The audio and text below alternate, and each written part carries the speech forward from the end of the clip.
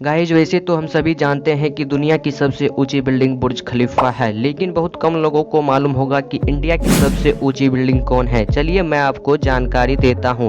India की सबसे ऊंची बिल्डिंग पैलेस रॉयल्स है। इनकी कुल ऊंचाई 320 मीटर है, जिसमें कुल 88 फ्लोर है। साथ ही दूसरी सबसे ऊंची इमारत सुपरनोवा एस्पायर है।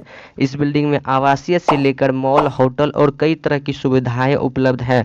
बात करें इस बिल्डिंग की ऊंचाई तो यह लगभग 300 मीटर तक की है और तीसरी सबसे ऊंची बिल्डिंग वर्ल्ड वन है। ये बिल्डिंग मुंबई शहर में स्थित है, जिसमें 76 फ्लोर है और इसकी कुल ऊंचाई 280 मीटर। बिजली का आविष्कार थॉमस एडिसन ने किया। एडिसन सर अपनी एक किताब में लिखते हैं कि उसे बिजली उत्पन्न करने की तरकीब हमारी प्राचीन भाषा संस्कृत से हुई। दरअसल जब थॉमस एडिसन संस्कृत की किताब पढ़ रहे थे, वे पढ़ते पढ़ते अचानक सो जाते हैं और उस रात उसे स्वप्न में संस्कृत में लिखी हुई वाक्य का अर्थ और रहस्य समझ में आया, जिसमें साफ साफ लिखा था संस्थाप्य मिरिने पात्रे ताम्रपत्रम सुसंस्कृतम, अर्थात मिट्टी का एक पात्र है, उसमें ताम्रपट्टी का यानी कॉपर सीट तथा ग्रीवा यानी कॉपर सल्फेट डाले। छायादेखी खी ग्रीवेन चादरा भी काष्ठा पान सुभी, यानी फिर बीच में गीली काष्ठ यानी वेट साउडस्ट लगाएं। दास्ता लोष्ट्यो निधित्वा पारदच्छादित्य सततः संयोगा जज्यते तेजो मित्रावरुण संगीतम, अगस्त सन्निहिता, अर्थात ऊपरी पारा तथा दस्ट लोट यानी जिंक डाले, फिर तारों को मिलाए तो उससे मित्रावरुण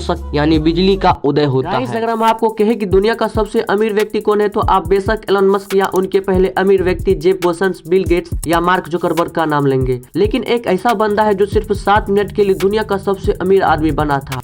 इसका नाम मैक्स फोक्स है, जो कि एक यूट्यूबर है। इन्होंने एक अनलिमिटेड मनी एलटीडी नाम से कंपनी रजिस्टर की, जिसमें कुल 10 अरब शेयर तैयार किए और प्रत्येक शेयर की कीमत 50 पाउंड रखे थे। वे अपने शेयर को बेचने के लिए सड़क के किनारे कुर्सी मेज लगाकर लोगों से बात करते थे। काफी मशक्कत करने के बाद एक महिला उनकी कंपनी में निवेश करने के लिए राजी हो गई और इस प्रकार उनकी कंपनी की वैल्यूएशन 500 अरब हो गई, जो कि एलन मस्क के नेटवर्थ से भी ज्यादा है। यह खुशी सिर्फ चंद पल के लिए थी, क्योंकि जब मैक्स फोक्स ने अपनी कंपनी की वैल्यूएशन आंकने के लिए अथॉरिटीज को भेजा तो अथॉरिटीज ने उन्हें लेटर भेजा, जिसमें लिखा था आपकी कंपनी ना तो कोई प्रोजेक्ट बेच रही है और ना ही कोई रेवेन्यू है, और तो उस कंपनी पर फ्रॉड का आरोप लगा और मैक्स फोक्स ने अपनी कंपनी बंद कर दी। गाइस, इसे कहते हैं मेहनत भी करो और मिला।